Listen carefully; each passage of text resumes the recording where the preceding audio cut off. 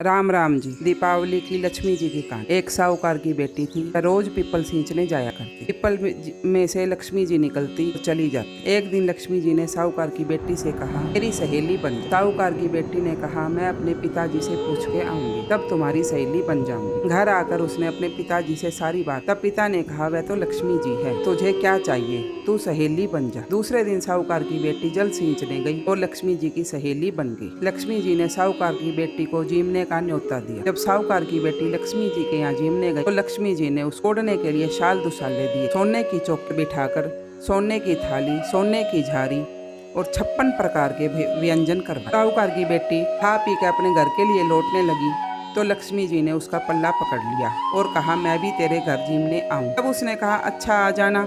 वो घर आकर वह रूठ कर बैठ। साहूकार ने पूछा, लक्ष्मी जी के तो भोजन करके आई और इतना सामान दिया, इतना सुंदर भोजन कराया, फिर तू रूस के बैठी है। तो वो बोली कि वो भी मेरे घर जीमने आएगी, मैं क्या खिलाऊंगी मेरे पास। तब साहूकार ने कहा, जो अपने से बनेगा हम खातिरदारी कर देंगे। तू गोबर मिट्टी का चौका देकर सफाई करके बैठ जा, चौमुखा दीपक चसा ले और लक्ष्मी जी का नाम लेके बैठ जा।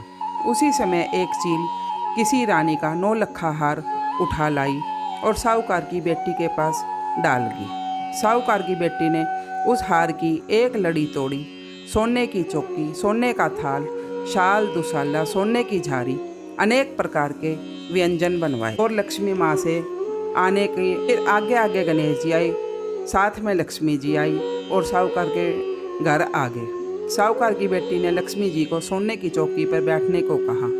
लक्ष्मी जी ने बैठने के लिए मना कर दिया, मैं तो राजा रानी के नहीं बैठती, तुम्हारे घर कैसे बैठूंगी। तब साहूकार की बेटी ने कहा, मेरे तो यहाँ बैठना पड़ेगा।